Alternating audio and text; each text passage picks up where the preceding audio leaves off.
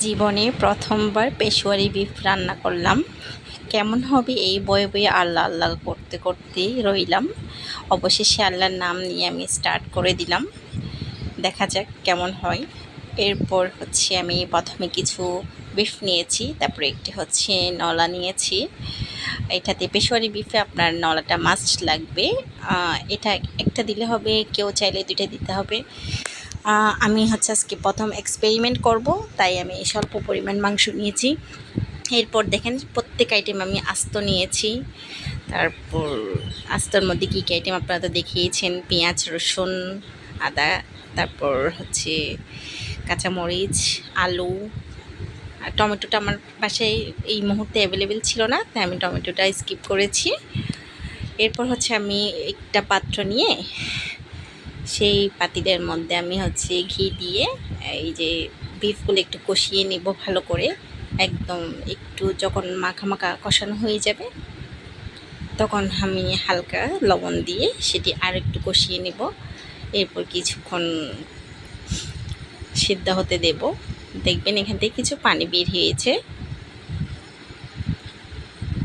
এই পানিটা ভালো করে কষিয়ে কষিয়ে ভালো করে খাওয়াতে হবে। এটি আমি কিন্তু এখানে একটু পানি দিই নেই, এটা পুরোটাই মাংস থেকে বের হয়েছে।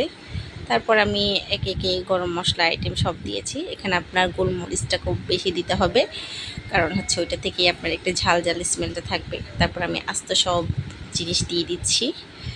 আপনারা চাইলে আরও বেশি দিতে পারেন, আমি পরিমাণে এইটুকুই দিয়েছি। যেহেতু আমার মাংস কম, তাই আমি পরিমাণে কম দিয়েছিলাম। তারপর কাঁচামরিচ আপনারা চাইলে বোম্বাই মরিচ দিতে পারেন, আমি এখানে নর্মাল মরিচটা দিয়েছি। তারপর আমার হচ্ছে আদা বাটাটা দিচ্ছি, কারণ হচ্ছে আমার আস্ত আদা বাটাটা ছিল না, আমার সব আদাই বাটা ছিল, তাই ওটা দিয়ে এলাম। এরপর কিছুক্ষণ কষিয়ে তারপর আমি আবার পানি দিয়ে দিয়েছি। এই জীবনে প্রথম এই এক্সপেরিমেন্ট হবে, আমি কল্পনা করিনি এই এক্সপেরিমেন্ট এত মজা হবে। টমেটো না থাকায় আমি এখানে হালকা সস ইউজ করেছি, আপনারা চাইলে দিতেও পারেন, না দিতেও পারেন। আমি আমার ভালো লাগার জন্য দিয়েছি আর কি। আলহামদুলিল্লাহ আমার এক্সপেরিমেন্ট সাকসেসফুল হলো, যা খুশি লাগতেছে। জীবনে প্রথমবার এই এক্সপেরিমেন্ট করলাম, প্রথমবারই অনেক মজা হয়েছে। আমি আসলে এই রেসিপিটি কখনো খেয়েও দেখিনি আগে, কেমন টেস্ট হয় আজকে প্রথম বানালাম, প্রথম খেলাম। যাক, মজা হয়েছে। আমার হাজব্যান্ডও নাকি আজকে প্রথম খাবে। যাই হোক, আজকে আমার এই রান্নাটি কেমন লেগেছে আপনাদের অবশ্যই জানাবেন। এইভাবে নতুন নতুন ভিডিও শেয়ার করার জন্য আমার পাশে থাকবেন, আমার পেজকে লাইক দিবেন, ফলো করবেন, কমেন্ট করবেন, বেশি বেশি শেয়ার করবেন।